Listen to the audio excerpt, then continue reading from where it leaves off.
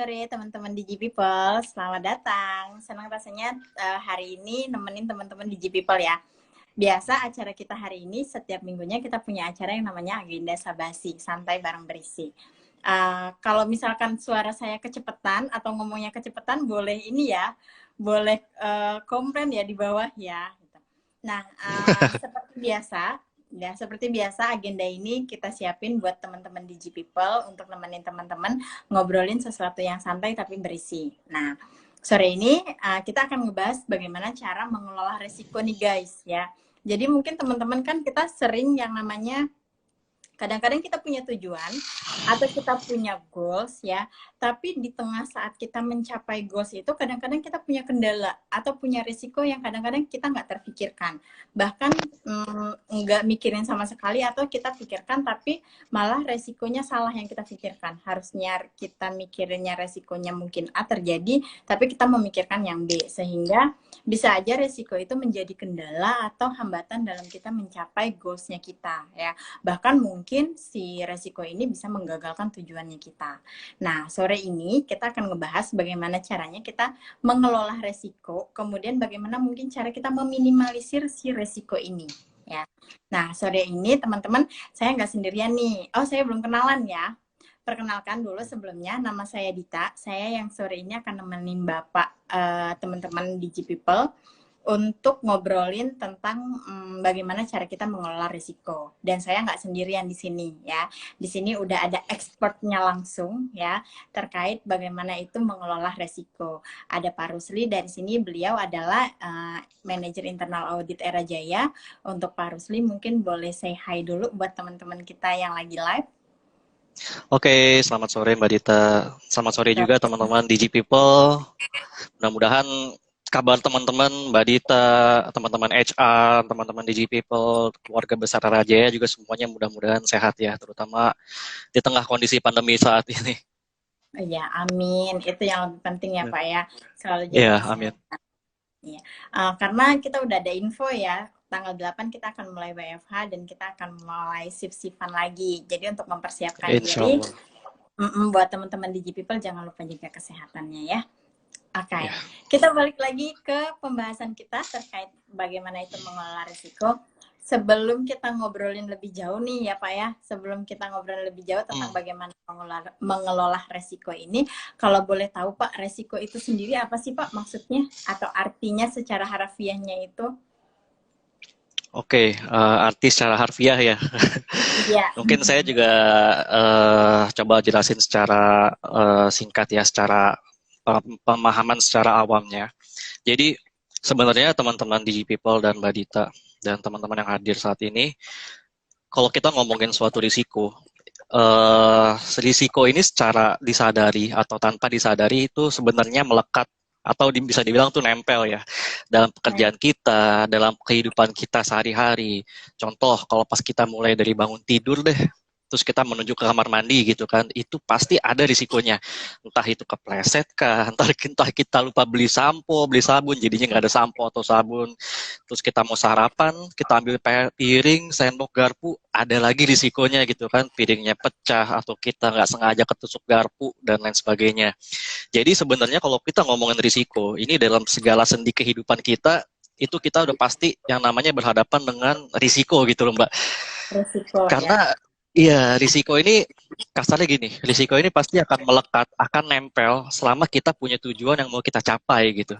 Jadi ingat-ingat aja kata kuncinya itu tujuan. Selama ada tujuan, pasti akan ada risiko yang nempel di dalamnya. So, selama kita masih hidup ya di dunia ini Mbak Dita dan teman-teman, pasti kita punya tujuan yang mau kita capai kan. Jadi contohnya tadi yang kita bangun tidur ke kamar mandi, kita punya tujuan nih, pasti kita pengen badan kita bersih, fresh sampai di kantor gitu kan. Kita sarapan juga ada tujuan nih, kita supaya nggak kelaparan di jalan atau di kantor, atau bisa juga tujuan kita supaya ngirit uang makan gitu kan. Apapun tujuannya, risiko itu pasti akan melekat, akan nempel di setiap aktivitas yang kita lakuin, yang dalam rangka kita mau capai tujuan itu. Intinya sih kata kunci itu sih Mbak. Selama kita punya tujuan, atau bisa disebut objektif, atau bisa disebut goals, atau apapun itu yang ingin dicapai. Kurang lebih seperti itu. Jadi, kalau, ya gimana Mbak? Iya, boleh Pak lanjut? Iya, sebenarnya sih kalau ngomongin pengertian risiko secara bahasa awam ya Mbak ya, risiko Iya. itu bisa dibilang adalah sebuah potensi kejadian yang bisa bikin kita amsyong gitu atau apes. Sekarang pertanyaannya yang sering banget timbul, ditanyakan ke saya ataupun ditanyakan kepada teman-teman internal audit lainnya juga, memangnya risiko itu pasti bikin kita rugi ya atau pasti bikin kita amsyong gitu. Kan bisa juga ada risiko yang bisa bikin kita untung gitu kan secara Iya. kasarnya. Jadi gini sih teman-teman, kita harus bisa bedain yang namanya risiko sama yang namanya peluang. Jadi Oh iya. risiko itu didefinisikan sebagai potensi yang merugikan Mbak Dita dan teman-teman. Iya. Kalau ada kejadian yang ada memungkinkan terjadinya keuntungan, itu nggak bisa kita anggap sebagai risiko. Itu kita namakannya peluang gitu kan. Contoh, kayak Mbak Dita atau teman-teman ikut door prize gitu kan atau undian. Ada dua kemungkinan kan, kemungkinan kita menang ataupun kemungkinan kita kalah. Kalau kita berbicara kemungkinan kita kalah, padahal kita meluangkan waktu, kita udah meluangkan tenaga, uang buat hadir dalam pengundian door prize, itu kita berbicara mengenai risiko. Resiko. Karena udah ada biaya yang kita keluarin kan, Mbak. Udah Iya. ada pengorbanan gitu yang kita keluarin untuk Iya. bisa Iya. kita ikut door prize itu. Iya. Terus kalau kemungkinan kita menang door prize itu, kita sebutnya itu adalah peluang. Jadi itu clear bedanya antara kita ngomongin risiko dan kita ngomongin sebuah peluang. Kenapa kita harus bedain? Karena nantinya treatmentnya pun akan beda nih. Biarpun ujung-ujungnya Iya. kalau kita mengejar sebuah peluang itu, ujung-ujungnya tetap ada risiko lagi yang nempel di dalamnya gitu kan, karena ada risiko gagal dalam mendapatkan peluang itu. Kurang lebih seperti itu sih Mbak. Jadi kata kuncinya itu tadi, kalau ditanya risiko, kata kuncinya adalah peluang. Tujuan. Tujuankah atau objektif atau goals apapun itu, intinya ada yang mau kita capai deh. Nah di situ pasti risiko akan nempel. Kalau secara contohnya nih ya, secara contoh penerapan contoh aktualnya, saya punya rumus gampangnya itu teman-teman Digi People dan Mbak Dita di sini bisa ingat mungkin rumus gampang dari saya adalah 2+1. Kenapa 2+1? Fokus Yang itu. pertama 2+1. Yang pertama itu kita tadi ngomongin potensi kan. Potensi itu artinya belum kejadian. Ingat ya, Belum. Iya. ini kita ngomongin potensi, belum kejadian. Karena kalau kita udah ngomongin yang kejadian, itu kita berbicara mengenai masalah. Itu bukan berbicara mengenai risiko lagi, Mbak Dita dan teman-teman.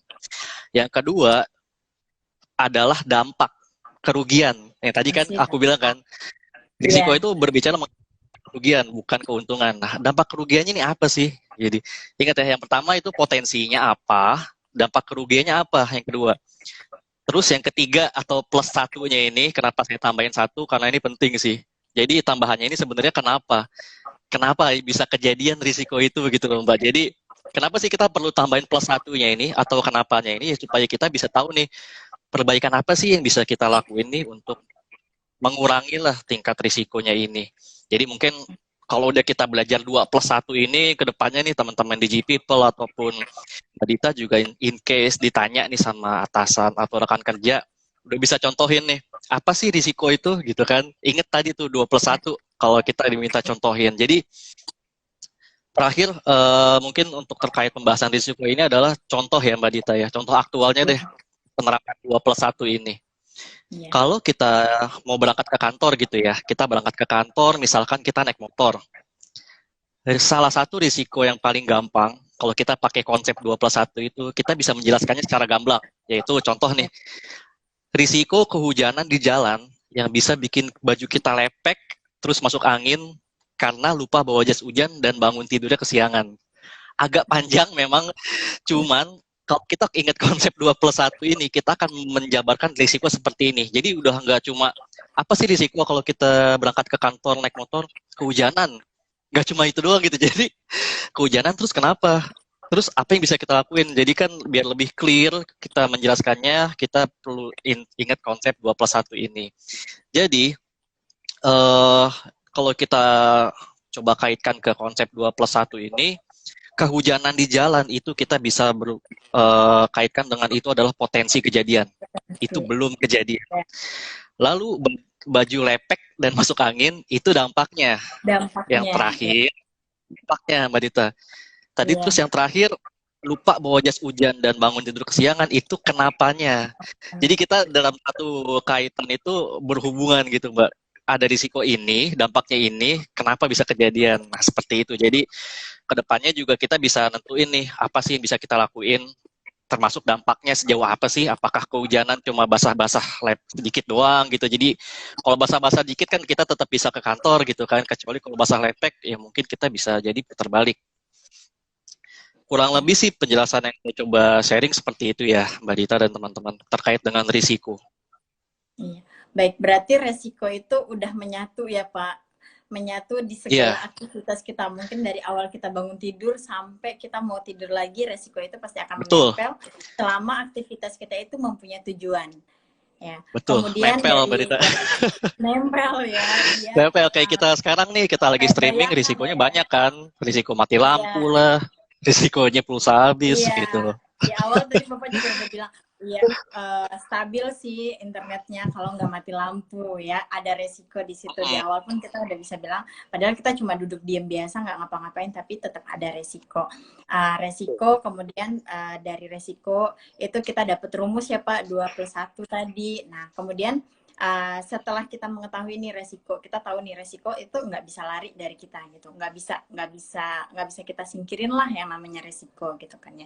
Nah, bagaimana nih langkah selanjutnya? Kita udah tahu apa itu resiko, bagaimana nih cara kita mengelola resiko ini? Oke. Ini juga ada beberapa pertanyaan yang unik sih ya, nyambung, bagus juga pertanyaannya, kayak apakah dampak rugi itu sama dengan risiko? Mungkin nanti sepanjang pembahasan kita insya Allah bisa kejawab ya. Jadi barusan Mbak Dita menanyakan mengelola risiko ya Mbak ya? Iya. Oke. Bagaimana sih resiko ini yang tadinya nempel sama kita, kayak tadi ketinggalan jas hujan. Nah, bagaimana nih cara kita mengelolanya biar si resiko ini tidak menghambat tujuan kita dalam mencapai tujuan? Oke.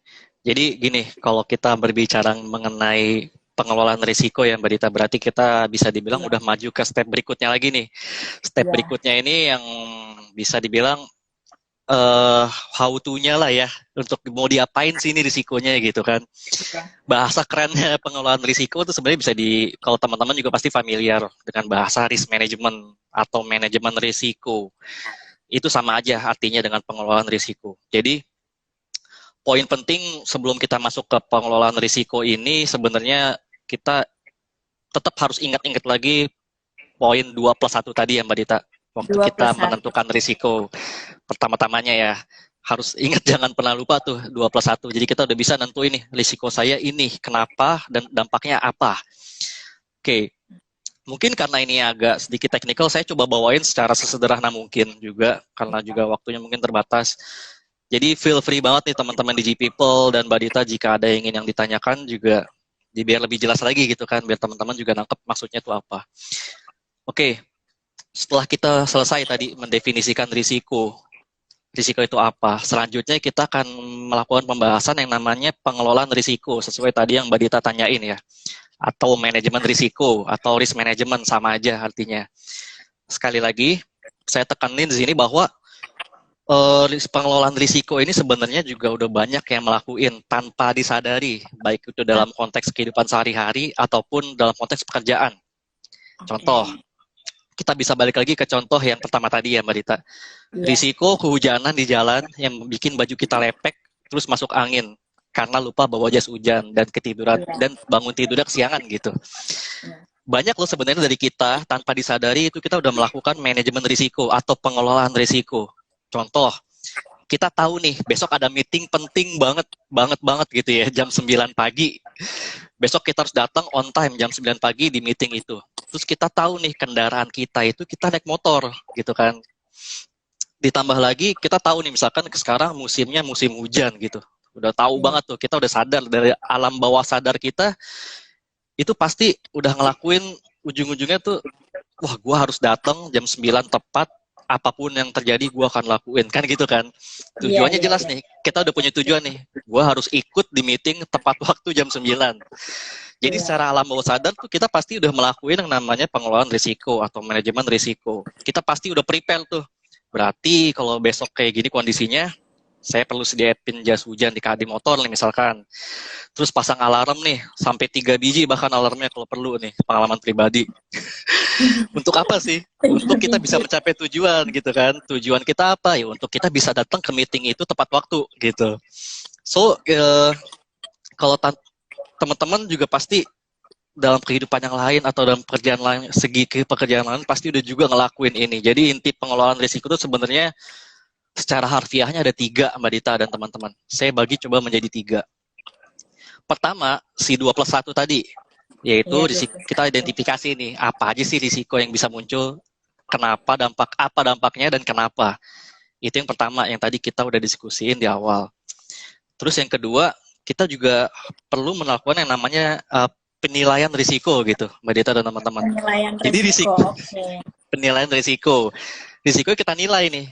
Bahasa kerennya sih risk assessment. Jadi risikonya ini kita assess. Risiko-risiko yang tadi kita udah sempat identifikasi itu, yang 2+1 di awal tadi, kita coba nilai berapa besar sih nilai risikonya.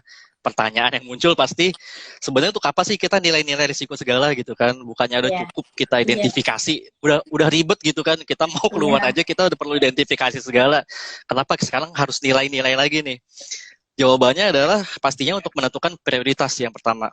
Prioritas dan effort yang perlu kita keluarin untuk mengurangi risiko tadi, Mbak Dita dan teman-teman. Kalau kita coba lagi-lagi deh mengacu ke contoh yang tadi sebelumnya, misalkan nih, teman-teman diundang meeting besok jam 9 pagi, atasannya bilang nih, besok kalau sampai nggak datang jam 9 pagi, saya kasih SP ya. Pasti ngeri dong, saya juga ngeri pasti kan. Kita semua pasti ngeri lah kalau dalam kondisi kayak gitu. Pasti kita akan udah bukan pas siapin jas hujan atau pasang alarm lagi nih Mbak Dita. Bisa jadi kita pas nggak tidur, gadoin kopi gitu kan. Atau siapin jas hujannya double gitu, jaga-jaga nih kalau bocor, biarpun jas hujan itu kemungkinan bocornya kecil gitu, tetap aja disediain. Pasang alarm udah bukan 3 lagi nih, bisa 6, 10 gitu kan. Atau download ini, pengalaman pribadi saya, download alarm yang ada hitung-hitungan matematikanya gitu loh Mbak Dita. Jadi alarm itu nggak akan ada, jadi alarmnya itu nggak akan mati gitu, sampai kita bisa jawab pertanyaan matematikanya itu gitu.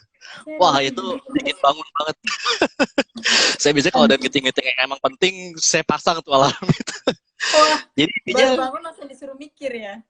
Iya, ya efeknya bangun gitu. Bangun, ya. Jadi intinya kita pasti akan lakuin apapun itu untuk bisa mencapai tujuan kita.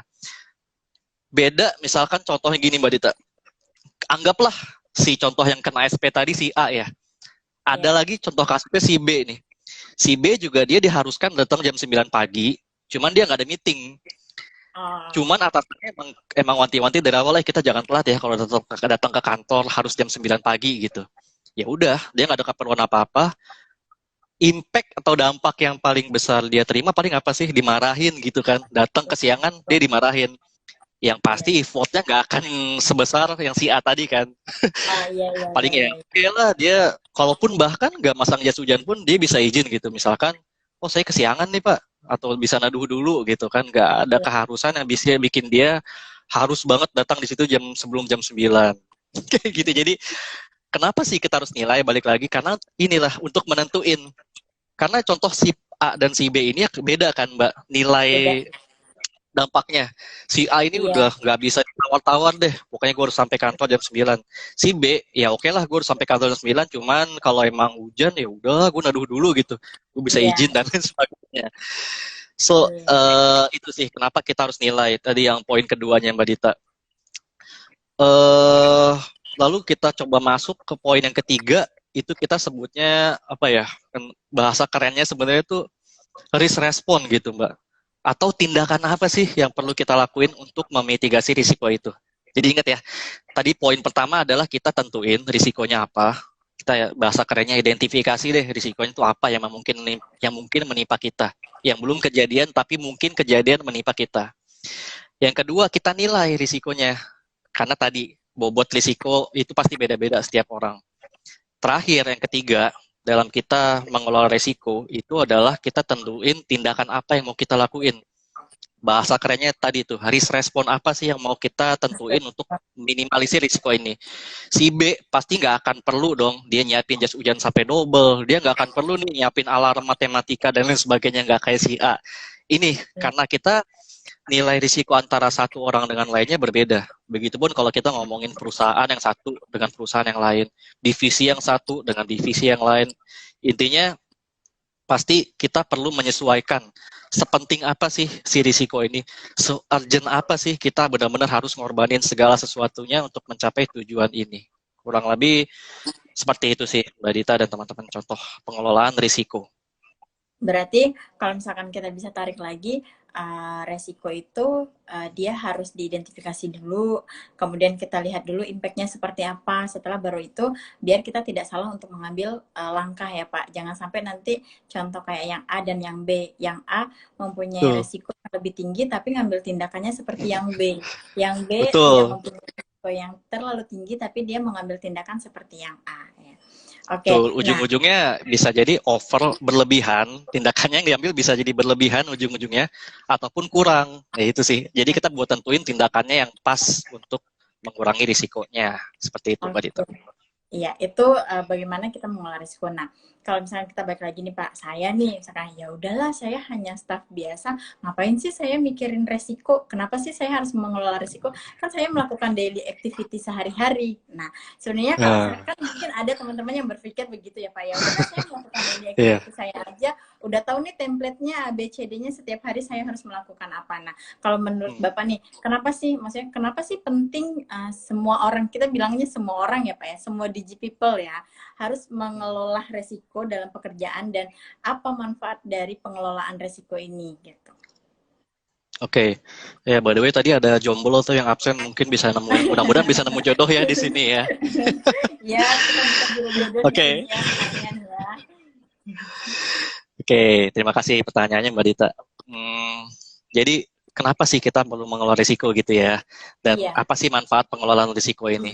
Sebenarnya sih kalau tadi kita coba bahas di awal, kedua pertanyaan pertama tadi, sebenarnya bisa dibilang udah clear kenapanya dan apa sih manfaatnya. Cuman kalau mau perlu kita tekankan lagi di pertanyaan yang ketiga ini, intinya begini Mbak Dita dan teman-teman.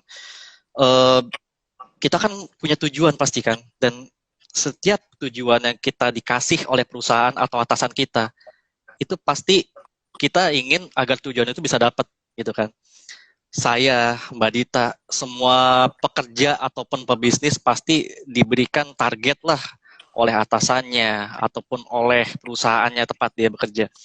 Jadi kalau kita dalam konteks pekerjaan nih, Mbak Dita dan teman-teman, kita masing-masing, apapun divisinya lah, apapun pekerjaannya, ya, tadi balik lagi, kita punya target yang dikasih oleh atasan kita, oleh customer kita, intinya oleh orang yang kita bertanggung jawab terhadap dia. Jadi manfaat pengelolaan risiko ini bisa dirasain sebenarnya baik oleh perusahaan dalam ruang lingkup perusahaan ya Mbak Dita, maupun oleh kita dalam ruang lingkup individu yang menjalaninya. Jadi kalau kita berbicara mengenai konteks dalam segi perusahaan, sebenarnya rasanya sesinya kita perlu nanti ada sesi yang terpisah karena berarti kita berbicara mengenai bahasanya itu adalah enterprise risk management gitu. Jadi bukan cuma risk management doang nih, jadi ada embel-embel enterprise-nya di depan karena kita berbicara mengenai perusahaan, pengelolaan risiko secara perusahaan. Tapi kalau secara individu, oke, kita bisa berbicara dalam konteks manajemen risiko ini aja. Jadi balik lagi, manfaatnya itu apa sih? Kalau kita ngomongin buat perusahaan, jelas manfaatnya agar perusahaan bisa mencapai target bisnisnya kan Mbak Dita.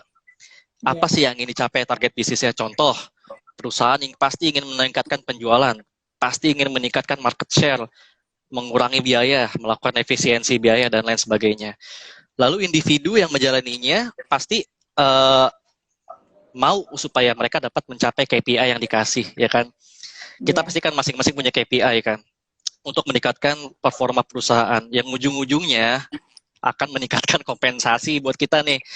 Contohnya, misalkan kalau KPI kita achieve ataupun over, pasti kita bonusnya juga bagus dong. Atau insentifnya juga kita bisa dapat juga lebih bagus gitu dari perusahaan. Karena sebagai penghargaan, kita bisa achieve KPI over seperti itu. Balik lagi, saya senang balik lagi ke contoh yang tadi ya, sebelumnya yang kita obrolin, bahwa seringkali kita nggak sadar, tanpa kita sadari itu kita sudah melakukan yang namanya pengelolaan risiko kan Mbak Dita, dalam ruang Ya. lingkup pekerjaan ataupun kehidupan sehari-hari. Tapi sayangnya, yang kita lakuin itu semua belum secara sistematis gitu loh. Sistematis nih gimana sih? Dalam konteks pekerjaan ataupun perusahaan, maksudnya itu adalah terdokumentasi dengan jelas dan disetujui oleh manajemen gitu atau penanggung jawab perusahaan. Kalau dari sisi perusahaan ya, kalau dari point of view-nya individu sih ya memang kita nggak perlu sampai sistematis, nggak perlulah kita ada risiko kehujanan dan lain sebagainya kita dokumentasikan gitu kan risiko hidup sih.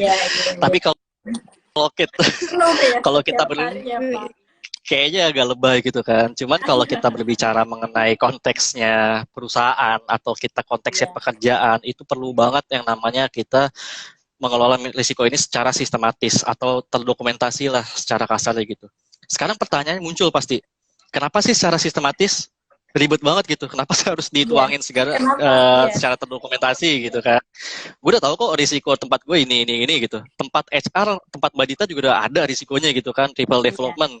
Kita orangnya nggak nangkep apa yang diajarin kan kayak gitu kan. Jadi sebenarnya ada dua alasan yang mau coba saya sampaikan di sini Mbak Dita. Jadi pertama adalah risiko yang ada di dalam bisnis perusahaan dan tindak lanjut yang dilakukan untuk memitigasi risiko ini itu perlu diketahui oleh seluruh pihak yang terlibat dalam operasional perusahaan dan disetujui oleh manajemen. Saya ulangi lagi ya, seluruh pihak yang terlibat dalam sebuah perusahaan, termasuk satpam, termasuk OB sebenarnya ya Mbak Dita. Kenapa saya bilang seluruh pihak tanpa terkecuali? Contoh, kita kadang nggak sadar gitu ya, ada pekerjaan penting security ataupun OB. Gimana apa sih yang kejadian kalau suatu saat misalkan security kita demo gitu, pagar kantor nggak ada yang buka gitu, pintu kantor nggak ada yang buka, mereka demo, misalkan deh menuntut kenaikan gaji atau ada masalah internal perusahaan gitu, ujung-ujungnya apa? Perusahaan nggak bisa beroperasi, perusahaan nggak bisa berjualan gitu kan. Contohnya seperti jadi kenapa saya bilang kalau kita berbicara mengenai ini, kepentingan ini adalah kita berbicara mengenai seluruh personal yang terlibat dalam sebuah perusahaan. Yang kedua, kenapa penting? Mungkin di sini teman-teman juga, baik yang di lapangan ataupun yang di corporate, pernah nih iseng-iseng buka laporan keuangan perusahaan-perusahaan TBK gitu kita bilang ya. Di situ kalau kita perhatiin ada satu statement di perusahaan laporan keuangan di perusahaan TBK itu, dibilang manajemen risiko perusahaan itu sudah dilakukan dengan pendekatan yang sistematis, terstruktur, terintegrasi untuk dalam rangka pengelolaan manajemen risiko sebuah perusahaan. Jadi ya kalau kita berbicara sebuah perusahaan TBK, karena kita sudah men-state seperti itu, jadi secara aktualnya pasti kita penting untuk melakukannya, gitu sih Mbak Dita.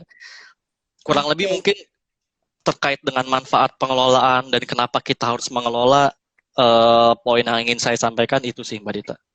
Oke, berarti manfaat dari kenapa kita harus mengelola risiko dan manfaatnya ini yang mengelolanya dari pihak mungkin boleh kita sampaikan dari yang kecil sampai yang besar harus mengelola risiko ya Pak, dan manfaatnya itu dari bawah sampai ke atas ya Pak, dan terasa bahkan sampai untuk meyakinkan kayak tadi mungkin terakhir Bapak bilang kalau misalkan di laporan keuangan kita perusahaan-perusahaan TBK sampai kenapa kita harus melakukan pengelolaan risiko untuk meyakinkan pihak eksternal yang mungkin bisa berinvestasi di perusahaan kita ya Pak.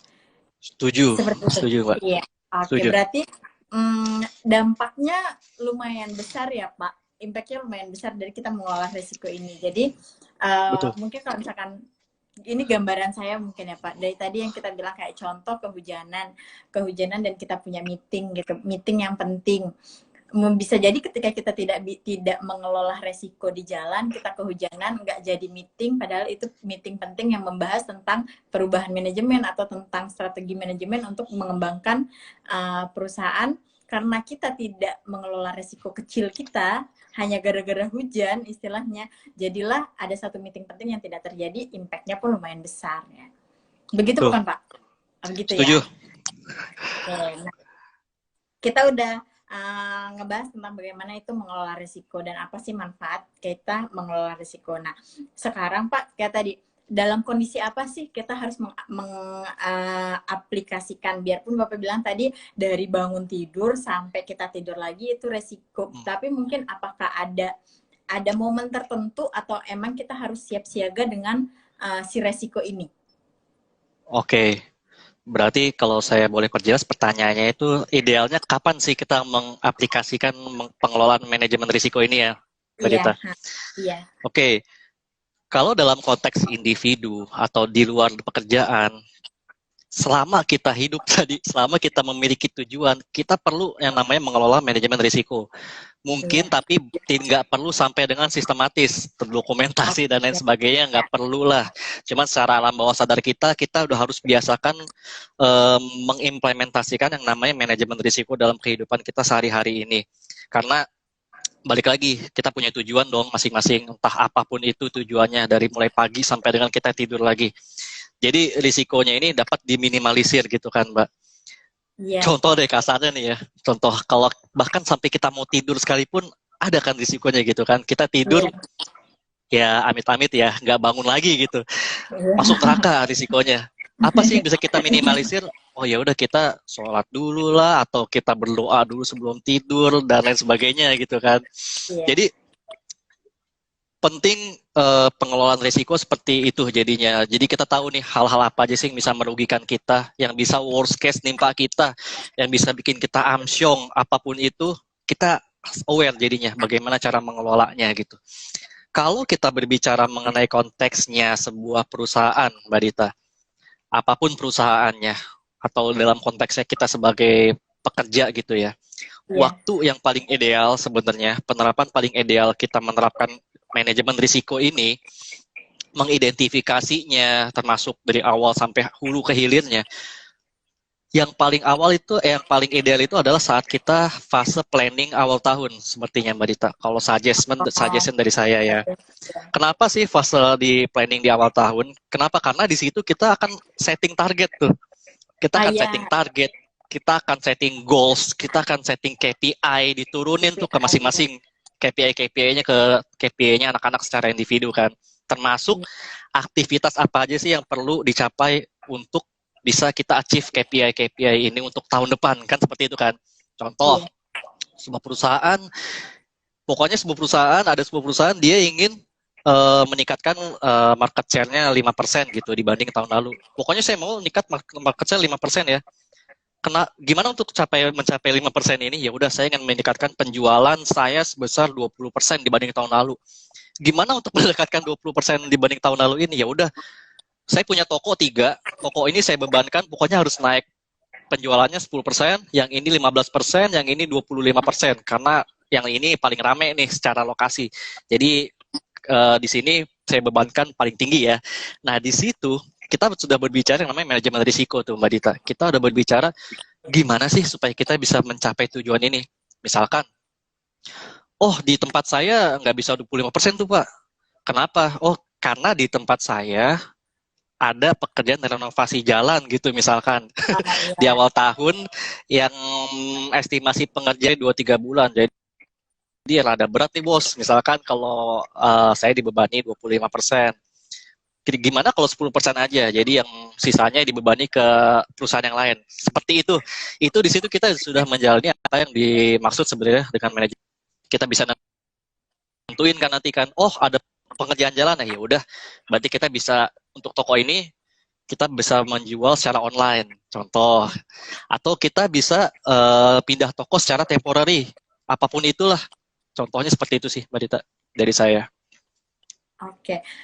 Berarti kita bisa mengaplikasikannya itu kalau misalkan kayak tadi di bagian-bagian tertentu mungkin punya targetnya yang berbeda ya Pak. Kalau misalkan kita yang ada di tim support, kita biasanya setting KPI di awal tahun ya Pak. Jadi kita bisa Yes. mulai memanage goals-nya kita apa, kemudian kita bisa hitung pengelolaan resikonya seperti apa. Tapi beda lagi mungkin dengan teman-teman yang ada di sales ya. Kalau mereka mungkin bisa mengelola resiko itu setiap bulan ya Pak, karena mereka biasanya turun targetnya setiap bulan. Nah, kalau misalkan dalam pengaplikasian ini berarti kita balik lagi kita menggunakan 2+1. Tuh. Kita menggunakan kalau lagi untuk salah satunya Mbak Dita, 2+1. Berarti kita balik lagi ke atas tadi ya Pak. Kita gunakan 2+1, kemudian kita lihat impact sama livelihood-nya, kemudian kita balik lagi cari kayak akar permasalahannya atau akar resikonya itu ada di mana. Seperti itu ya Pak? Betul, setuju Mbak Dita. Oke, baik. Tadi udah kita aplikasiannya nih kapan. Nah terus saya sebagai karyawan gitu kan ya. Kan kadang-kadang saya berpikirnya ya udahlah, kan ini KPI bersama.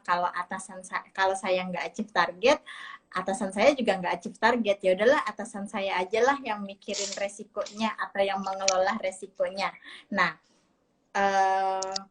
kadang kan kita sempat berpikir kayak gitu ya Pak. Nah, yang mau ditanyainnya, peran karyawan ini sebenarnya ada nggak sih Pak dalam mengelola resikonya? Mungkin tadi kita bahasnya KPI ya Pak, dalam mencapai si tujuan ini. Perannya si karyawan, atau kadang-kadang kan kita sebagai staff, saya aja ya Pak, ya saya sebagai staff ya udahlah, lakuin aja kayak KPI. Kalau misalkan targetnya, biasanya kan KPI itu targetnya di atas ke bawah,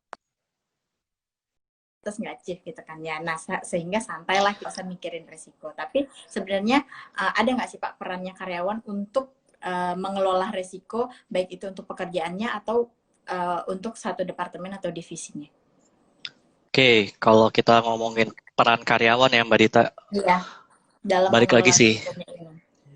Sebenarnya kalau secara gampangnya, kayak yang tadi sempat saya sounding di awal, dari hulu ke hilir, pihak-pihak yang terlibat dalam suatu perusahaan itu sebenarnya punya tanggung jawab untuk mengelola risiko yang sama-sama punya tanggung jawab untuk mengelola risiko. Nggak ada yang orang kerja di suatu perusahaan, dia nggak harus mengelola risiko atas perusahaan tersebut, itu nggak ada.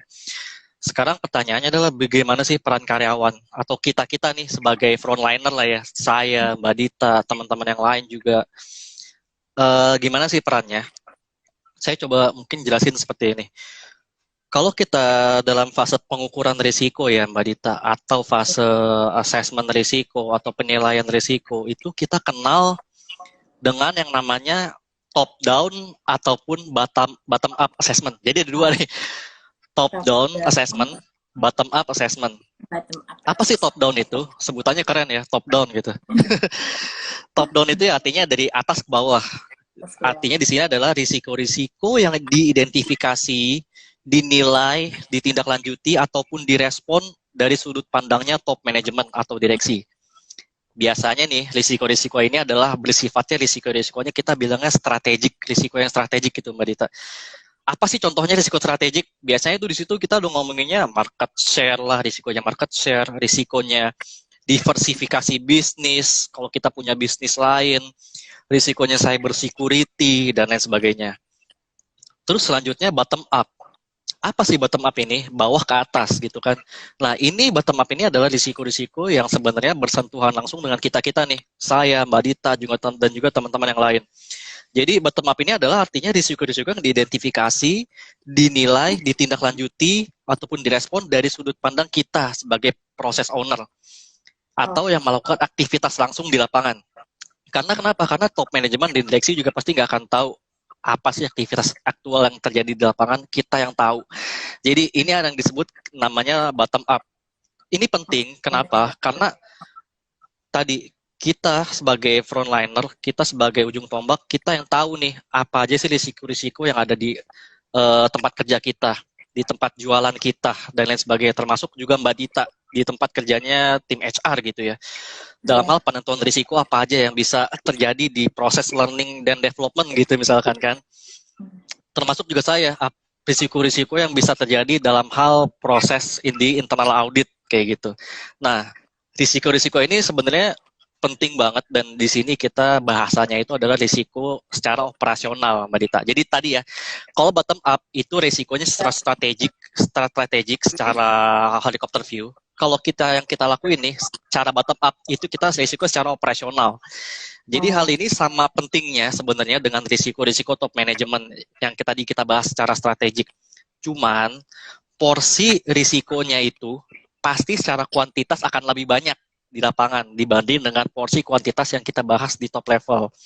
Kenapa? Karena kita banyak tuh ngomongin barang hilang lah, ngomongin jualan susah lah, ngomongin kompetitor yang tiba-tiba punya toko di sebelah kita lah, ngomongin karyawan yang tahu-tahu resign dan lain sebagainya gitu kan. Jadi saya pikir di sini peran kita sebagai karyawan itu sama pentingnya dalam pengelolaan risiko dibanding juga peran dari top management seperti itu. Hanya beda point of view-nya ada. Kalau kita dari bawah ke atas, top management dari atas ke bawah. Seperti itu, Mbak Dita. Oke, berarti kita juga biarpun kita hanya melakukan istilahnya daily activity, ternyata kita juga punya peran penting dalam mengelola risiko ya Pak. Karena goals-nya ya balik lagi, kita punya goals yang sama, cuma cara pandangnya aja yang berbeda. Dari manajemen dan dari kita sebagai eksekutor berbeda, tapi sama-sama mempunyai risiko dan sama-sama bertanggung jawab untuk mengelola risikonya. Begitu ya Pak? Betul, Mbak. Nah tadi Pak, kan kita udah ngebahas nih Pak tadi terkait tentang manajemen risiko gitu. Kita ambil secara globalnya, yaitu kalau kita nggak bawa jas hujan gimana kita mau ke kantor. Nah misal nih Pak, kalau misalkan untuk contoh risiko yang mungkin terjadi di pekerjaan untuk teman-teman yang ada di outlet, misalkan nih, di outlet kita punya demo live yang harus kita cek alarmnya. Kemudian activity tersebut merupakan bagian dari pengelolaan resiko atau itu hanya menjalankan SOP aja atau hanya menjalankan ketentuan ya udahlah peraturan perusahaannya emang gitu. Iya. Sebenarnya ya yang dicontohin sama Mbak Dita ini nyambung sih dengan contoh yang tadi coba kita singgung-singgung ya. Kalau misalkan saya coba barang tadi Mbak Dita sebutin apa, barang demo live ya di outlet. Iya, demo live kan biasanya mereka ya jadi anak-anak cek alarmnya gitu. Ya, mereka wajib untuk cek alarmnya berfungsi atau enggak. Nah, itu apakah hanya sekedar menjalankan tugas aja, hanya ya udah SOP di toko seperti itu, apakah itu termasuk dari pengelolaan risiko juga? Sebenarnya bisa dibilang itu adalah salah satu sudah merupakan bentuk pengelolaan risiko, Mbak Dita. Cuman sayangnya kalau tadi Mbak Dita sebutkan kondisinya seperti itu sangat sayang banget. Kenapa?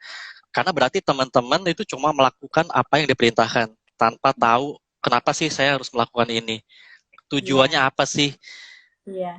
Jadi itu sebenarnya sudah dilakukan proses pengelolaan manajemen risikonya, cuman nggak dilakukan secara komprehensif aja, nggak dilakukan secara sistematis. Kenapa? Contoh nih, kayak tadi Mbak Dita bilang hanya melakukan SOP. Contoh lain deh Mbak Dita, misalkan kita harus stock of none gitu ya di toko atas barang-barang jualan kita. Pasti akan ada risiko untuk memitigasi risiko itu hilang barangnya kan, risikonya hilang. Ujung-ujungnya apa? Kita perlu melakukan stock of none. Manajemen udah kasih kita awareness nih, udah kasih kita target. Gua pokoknya nggak mau tahu, lu nggak boleh ada barang hilang di toko ini ya, gitu kan. Wah oke nih, nggak boleh ada barang hilang. Apa sih yang kita lakuin? Oke deh, kita ngelakuin stock of none. Kita ngelakuin yang tadi Mbak Dita bilang, cek alarm di barang demo live dan lain sebagainya. Itu udah salah satu bentuk manajemen risiko sebenarnya, Mbak Dita. Jadi poin yang kurangnya adalah yang tadi Mbak Dita coba sebutkan, kita harus tahu kenapa kita harus ngelakuin ini sih. Kenapa sih kita perlu ngecekin demo live? Kenapa sih kita perlu ngelakuin stock of none? Alasan why-nya di balik itu kita perlu tahu kenapa. Karena kita ujung-ujungnya kita akan tahu nih Mbak Dita. Contoh, kalau kita sebatas melakukan SOP, tadi yang Mbak Dita contohin ya, ngecek barang demo live alarmnya. Paling kita cuma ngecek, oh ya udahlah, yang penting dilakuin gitu kan. Satu, cek aman ya udah. Padahal masih banyak tuh di situ barang demo live-nya gitu kan. Ya udah. Yang penting gue udah ngelakuin. Besokannya nih hilang tuh barang. Misalkan contohnya. Itu bisa terjadi kenapa? Karena kita nggak tahu tujuan kita ngelakuin itu tuh apa. Objektifnya apa, targetnya apa. Sebenarnya targetnya kan jelas. Supaya meminimalisir barang hilang. Karena kita ditargetin nih sama yang punya perusahaan atau atasan kita. Lu nggak boleh ada barang hilang di situ. Oh ya udah, gue nggak boleh. Pokoknya di tempat gue nggak boleh ada barang hilang. Jadi ya udah, gue harus ngelakuin opnam, gue harus ngelakuin pengecekan alarm dan lain sebagainya. Jadi secara kita melakukannya juga akan lebih firm gitu Mbak Dita. Kita check-in bisa jadi kita check-in semua. Opnam juga bisa jadi kita lakuin secara lebih sering, mingguan kah atau 2 minggu sekali. Nggak cuma sekedar 2 bulan sekali ataupun 3 bulan sekali, yang penting dilakuin. Penjelasan aku sih kurang lebih seperti itu sih Mbak Dita. Makanya dari tadi di awal Bapak juga sempat notif ya, kalau misalkan si resiko ini, pengelolaan resiko ini harus semua level karyawan atau semua orang harus melakukan itu, dan emang harus kita informasikan kalau kita sedang melakukan pengelolaan resiko, apa yang harus kita lakukan ya Pak. Karena Betul. biar semua pekerjaan yang kita lakukan itu ada alasannya, nggak hanya ya udahlah yang penting biar atasan saya nggak marah, ya udahlah biar nanti kerjaan saya selesai aja gitu kan ya. Iya. Sorry, sebelum kita lanjut nih buat teman-teman, buat Digi People yang ikutan live sama kita, kalau misalkan ada yang mau ditanyain atau ada yang pertanyaan-pertanyaan yang ngeganjel, boleh silahkan disampaikan, dikeluarkan isi hatinya ya. Boleh di chat sini, nanti saya bacakan kalau memang ada pertanyaan yang bisa kita jawab. Ya, boleh termasuk tadi nggak tuh Mbak Dita yang ada nyari jodoh segala tuh? Oh, nyari jodoh boleh, boleh disebutin IG-nya Pak. Tadi saya nggak kelihatan nih. Mudah-mudahan ketemu ya di sini jodohnya. Nah, jadi tadi kalau kita ngomongin resiko, seru ya, seru banget tadi, sampai kepikiran berarti selama ini yang sesuatu hal yang tidak saya sadari saya kerjakan, ternyata itu salah satu bagian dari pengelolaan resiko. Cuma karena saya tidak memikirkan resiko yang akan saya hadapi, jadi saya tidak memikirkan itu sesuatu hal yang penting. Contoh di jas hujan aja deh, itu kayak sebuah apa ya, kelengkapan. Mikirnya ya udah kelengkapan, kalau di motor itu harus ada jas hujan, tapi ternyata itu adalah salah satu dari bentuk kita sadar nggak sadar.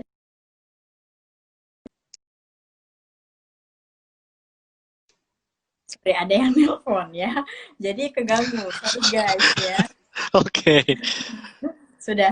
Terus, nah tadi kita udah bahas nih Pak, manfaat dari pengelolaan resiko. Terus bagaimana cara kita mengaplikasikan, kenapa kita harus melakukan pengelolaan resiko. Nah, kemungkinan apa yang terjadi kalau misalkan kita tidak melakukan pengelolaan risiko gitu. Kalau tadi kan beberapa contoh yang Bapak kasih tahu adalah secara tidak sadar kita melakukan pengelolaan risiko ya. Tapi kita melakukan nih. Nah, kalau misalkan kita ada di posisi benar-benar kita tidak melakukan pengelolaan risiko, apa dampak yang akan kita terima, atau apa sih yang akan terjadi kalau misalkan kita benar-benar tidak melakukan pengelolaan risiko? Oke, mungkin ini pertanyaannya bagus sih sebenarnya. Dampaknya gitu ya. Worst case-nya apa sih yang bisa kita terima gitu Mbak Dita? Yeah. Mungkin ya habis ini kita bisa open untuk tanya jawab ya Mbak Dita, in case misalkan ada dari teman-teman Digi People yang mau ditanya nih. Jadi pertanyaannya bagus. Apa sih dampaknya? Apa sih kemungkinan terburuk yang bisa kita terima? Sebenarnya saya sekalian mau contohin deh contoh-contoh beberapa dampak buruk dari ketidakdikelolaannya manajemen risiko ini. So yang pertama, jawabannya sebenarnya clear banget sih Mbak Dita dan teman-teman. Kemungkinannya adalah kita nggak bisa mencapai tujuan. Intinya kan gitu kan. Kenapa? Ujung-ujungnya kita nggak bisa tuh mencapai tujuan atau target atau goals atau apapun itu yang diberikan, yang ingin kita capai. Jadi yang lebih parahnya lagi Mbak Dita, yang tadi Mbak Dita sebutin tuh, yang cuma melakukan SOP. Lebih parahnya lagi adalah saat kita nggak bisa mencapai tujuan atau goals ataupun objektif apapun itu namanya, kita nggak bisa tahu tuh kenapa sih kita nggak bisa mencapainya. Jadi itu kita nggak bisa mengurangi risiko kegagalan itu berulang gitu loh Mbak Dita. Kasarnya nih kalau kita pas jalan ada lubang yang ketutup daun, kita udah kejeblos nih sekali kaki kita ketusuk paku. Kita harus kan belajar kan, kan saya kejeblos karena di bawahnya itu ternyata ada lubang nih. Jadi saya kalau jalan harus ngeliat ke bawah. Next dia jalan lagi nih.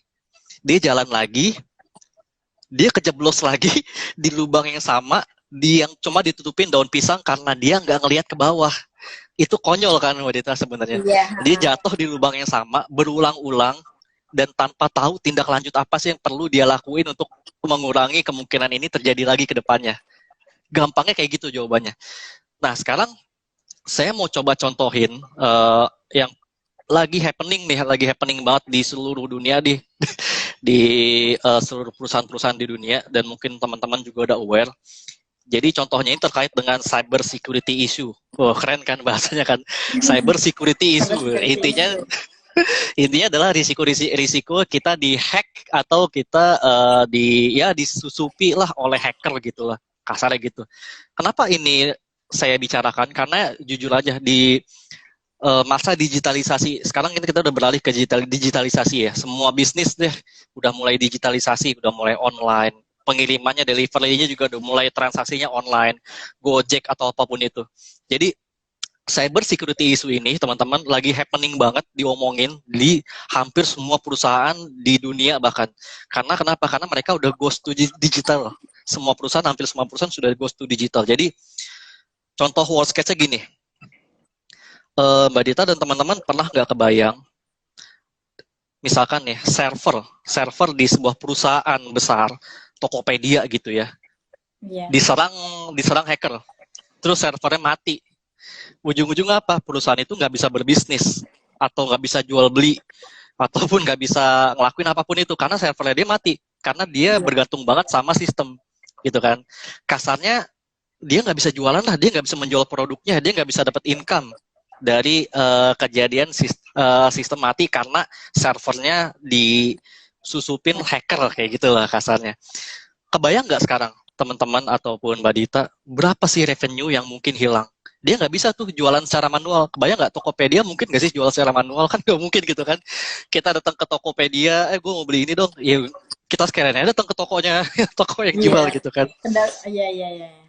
Kebayang kan revenue yang hilang tuh udah bukan ngomongin jutaan gitu. Di situ kita udah ngomongin miliaran bahkan triliunan mungkin. Kalau kita berbicara seperti itu. Nah, sekarang kalau kita sudah berbicara mengenai manajemen risiko, hal-hal seperti ini nih seharusnya dapat dihindarin. Misalkan nih, saya nggak tahu di Tokopedia penerapannya seperti apa. Tapi kalau coba kita misalkan, kita bisa memitigasi risiko itu dengan kita punya server cadangan gitu, Mbak Dita.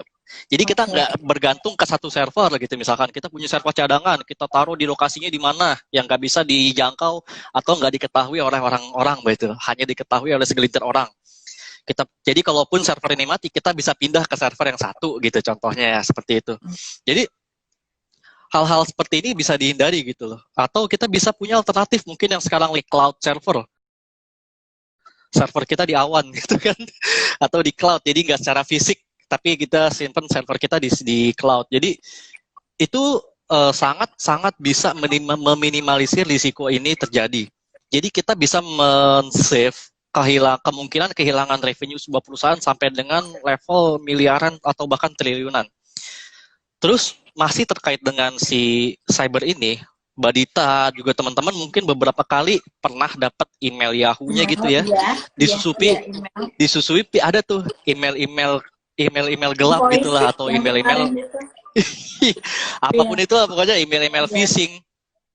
Bahkan bisa juga email yang seolah-olah itu dari vendor, atau customer kita ataupun bahkan dari atasan kita, Mbak Dita. Bayangin nih, Mbak Dita misalkan dapat email dari atasannya Mbak Dita. Mbak Dita tolong dong transfer ke rekening sekian gitu kan.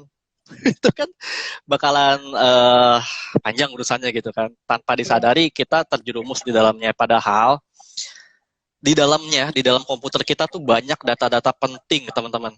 Misalkan data-data pribadi customer yang ujung-ujungnya bisa diperjualbelikan. Kebayang nggak?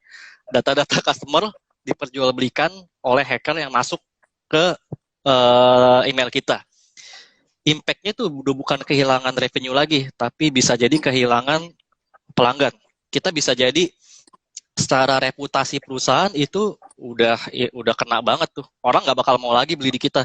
Ngapain gue beli di lo? Data gue dijual beliin kok. Kok gue baru beli? Misalkan contoh kita baru beli di apotek gitu ya, atau kita beli suatu asuransi.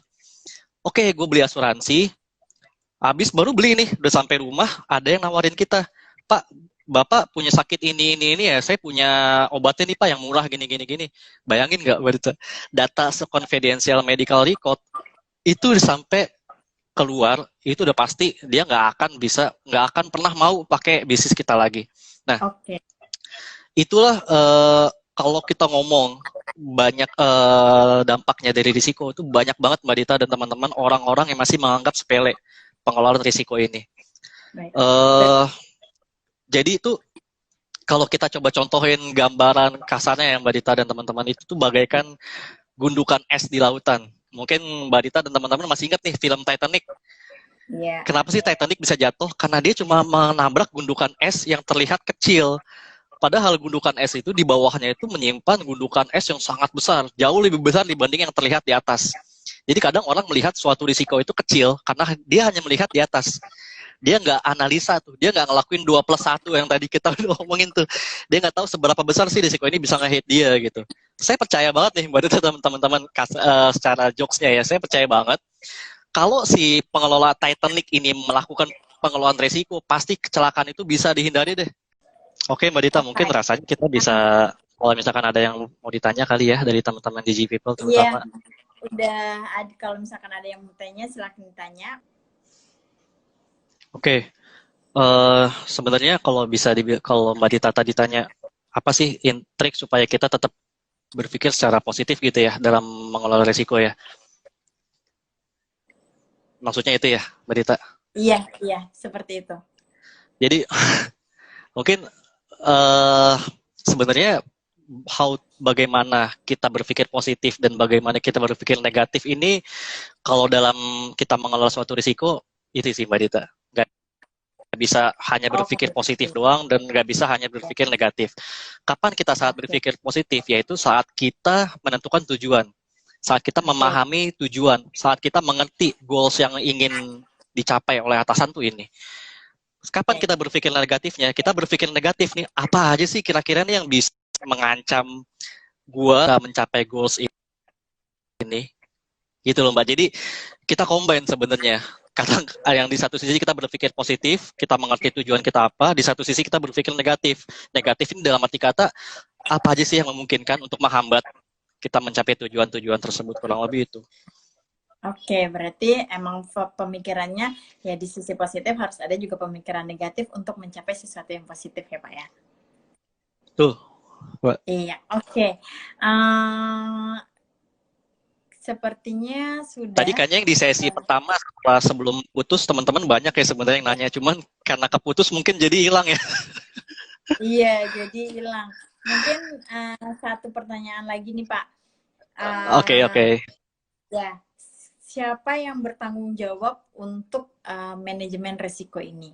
Kalau misalkan kita tadi mungkin Bapak udah bilang ada top and down atau bottom up. Nah, tapi siapa sih yang bertanggung jawab sebenarnya untuk manajemen risiko ini? Oke, sebenarnya tadi saya juga sempat bilang ya, Mbak Dita, yang bertanggung jawab siapa sih? Yang bertanggung jawab adalah semua pihak yang terkait dengan operasional perusahaan tersebut. Cuman termasuk gini loh, termasuk kadang soalnya kita sering salah sangka gini. Mbak Dita di HR, gitu kan? Contoh Mbak Dita di HR. Mbak Dita kelola risiko-risiko di HR. Yeah. Tapi ada juga risiko-risiko di HR yang sebenarnya nempel juga nih di tempat lain gitu. Misalkan di tempatnya teman-teman contoh. Yeah. HR nggak akan bisa achieve ya target learning development-nya kalau teman-teman di sales di lapangan nggak support nih. Mbak Dita udah bikin program sedemikian rupa, ujung-ujungnya teman-teman sales acuh nggak acuh aja gitu. Oh ya udah tuh KPI-nya dia kok, kan gitu kan. Balik lagi, kalau kita ngomongin suatu perusahaan, saya pasti tekanin itu merupakan tanggung jawab semua pihak yang terlibat, bahkan sampai OB dan Satpam sekalipun. Tapi kalau kita ngomongin ya secara terpisah-pisah, itu kita bisa berbicara mengenai risiko yang bertanggung jawab adalah di divisi itu dan divisi lain yang terkait. Gitu loh Mbak. Oke. Gitu sih Mbak. Jadi hal ini banyak di lapangan kejadian juga saat kita berbicara risiko di tadi contohnya gampangnya di HR. Saat kita berbicara risiko HR di tempat sales gitu misalkan banyak pemahaman yang terutama misalkan dari teman-teman sales itu kan risikonya di tempat HR Pak, bukan di tempat kita. Jadi kita nggak perlu dong maintain apapun. Padahal si HR untuk bisa mencapai KPI-nya ini ujung-ujungnya buat siapa? Buat perusahaan gitu kan. Jadi Iya, saling simbiosis mutualisme sebenarnya sih ini. Kalau teman-teman iya, sales di lapangan nggak mendapatkan pelatihan yang cukup, ujung-ujungnya penjualannya nggak maksimal. Kan seperti itu, Mbak. iya. Berarti uh, ketika kita ngomongin resiko, kita tidak hanya bisa melihat hanya dari satu sisi kita aja, tapi kita juga harus melihat dari sisi mungkin pekerjaan setelah kita, siapa sih yang nerimanya, mungkin mereka juga berimpact dari pekerjaan kita, begitu ya Pak? Betul, betul banget, Mbak. Oke, baik. Kayaknya udah nggak ada lagi pertanyaan nih ya dari teman-teman di Iya. People. Mudah-mudahan dari obrolan kita hari ini bisa bermanfaat buat semua di People. Sebelum kita akhiri, mungkin saya tarik kesimpulan dulu kali ya Pak dari apa yang udah kita obrolin tadi. Dari apa itu resiko gitu. Resiko adalah hal yang menyatu dengan kita, ya mungkin bisa dibilang dia bayangan kita kali ya, dia akan ikut kemanapun kita dari bangun tidur sampai kita tidur lagi. Kemudian cara untuk mengelola resiko tadi Pak Rusli bilang ada rumus ajaibnya, ada dua plus satu ya. Kemudian ada yang namanya bagaimana kita mengaplikasikannya, atau ada yang setelah dari itu kita lakukan ketika kita udah mengelola risiko, ketika kita mau mengimplementasikannya, ada yang namanya kita harus lihat dulu, identifikasi dulu resikonya. Kemudian setelah identifikasi resikonya, kita lihat impact dan likelihood-nya, kemudian kita lakukan risk response-nya seperti apa. Kemudian yang bertanggung jawab ya Pak, yang bertanggung jawab untuk resiko ini ternyata dari yang dari saya yang staff biasa sampai level manajemen itu bertanggung jawab untuk resiko ya. Bahkan bisa jadi pekerjaan saya yang kecil ini berpengaruh besar sekali untuk perusahaan ya. Mungkin sampai ke pihak eksternal perusahaan sangat berpengaruh. Maka dari itu kita wajib sekali untuk bagaimana caranya kita untuk mengelola resiko gitu. Mungkin Betul. kalau misalkan berpikirnya untuk teman-teman di People, ya udah sih saya cuma gini-gini doang gitu kan. Tapi seenggaknya kalau kita tidak mau berpikir secara skala besar, kita pikirin secara untuk diri kita sendiri. Manfaatnya untuk diri kita nanti akan bermanfaat juga untuk perusahaan. Gitu. Baik, oke, teman. Terima Noted. kasih untuk teman-teman di People ya. Terima kasih banyak untuk Pak Rusli udah mau sharing sama kita di sini, udah mau berbagi ilmu dengan kita di sini. Ilmunya sangat-sangat bermanfaat sekali, dan sekarang udah kepikiran ternyata tanpa kita sadari, saya juga telah melakukan pengelolaan risiko, cuma emang belum di manage dengan baik dan belum dilakukan dengan sadar ya. Jadi terima kasih sekali, saya juga ngerasa bermanfaat banget. Buat teman-teman di People yang sudah join ya. Yang di sesi sebelumnya mereka nggak bisa ikut lagi, mungkin tolong sampaikan ya guys yang join di sini, sampaikan sama teman-temannya yang tadi say thanks dari saya. Kemudian untuk teman-teman yang ada di operasional dapat salam ya dari teman-teman learning partner untuk mengerjakan kuisnya setelah ini ya. Biasa weekly quiznya akan ngebahas tentang risk management yang kita bahas hari ini. Oke, baik. Terima kasih buat teman-teman di People. Pak Rusli mungkin ada yang mau disampaikan dulu sebelum kita tutup? Cukup sih Mbak Dita. Jadi balik lagi sih, jangan lupa apa yang tadi kita udah bahas, dan jangan lupa jangan pernah diremehkan mengenai dengan pengelolaan risiko ini teman-teman, karena kita tadi udah ngomongkan dampaknya seperti apa. Jadi ya saya sadar sih Mbak Dita dan teman-teman, mungkin kalau kita berbicara pengelolaan risiko ini nggak bisa dalam sekali pertemuan seperti ini gitu ya. Ya mungkin sebenarnya sebelumnya saya juga sempat sharing ke teman-teman waktu pas kita sharing di store leader ya waktu itu ya, secara workshop gitu kan, secara detail hulu ke hilirnya gimana, termasuk pengisian risiko di suatu template itu gimana. Nah mungkin bisa difasilitasi lah Mbak Dita, misalkan teman-teman di sini banyak yang berminat untuk bagaimana sih mengukur risiko di tempat kerjanya masing-masing, mungkin kita nanti bisa to be discuss sih, kita bisa adain lagi lah semacam workshop seperti itu, jadi lebih mendetail dan lebih paham lagi. Oke, penawaran menarik sekali itu Pak ya. Nanti mungkin next kita bisa lanjutin lagi ya untuk risk management ini akan seperti apa. Mungkin ada project atau apapun kita bicarakan itu nanti di belakang ya Pak. Bisa kita lanjutin. Oke. Thank you buat teman-teman di People ya. Ada yang menarik nih Mbak Dita. Gimana? Dari Ica, terakhir doang, semua iseng nih. Oh iya boleh Ica Pak. nanya, dari Ical. Jadi risiko nggak bisa dihilangkan ya, bisanya di manage atau diminimalisir. Jawabannya betul, nggak ada Ah, iya. nggak ada tuh risiko yang bisa hilang. Seminimal apapun mungkin yang effort yang kita lakuin, bisanya cuma diminimalisir. Itu sih uniknya itu pengelolaan risiko seperti itu. Oke. Jadi kita hanya bisa meminimalisir seminimal mungkin ya Pak. Tapi kalau untuk menghilangkan, kita tidak bisa menghilangkan risiko. Betul, Mbak Dita. Oke, itu jawaban terakhirnya. Itu sekalian pesan ya Pak ya. Jawaban sekalian pesan ya. Teman-teman, kalau kita tidak bisa menghindari resiko, kita hanya bisa meminimalisir resiko. Oke, Iya. baik. Terima kasih sekali lagi buat teman-teman Digi People. See you, bye-bye. Stay fit, stay kreatif, dan stay sane, please ya. Sampai ketemu lagi buat teman-teman untuk acara di acara Sabasi minggu depan dengan tema yang lebih menarik, dengan tema yang berbeda, dengan host dan narasumber yang berbeda. Oke, thank you. Sekali lagi thank you Pak Rusli. Sekali lagi thank you teman-teman Terima yang ada di sini. kasih Mbak Dita, terima kasih Oke, teman-teman. thank you. Ya, see you.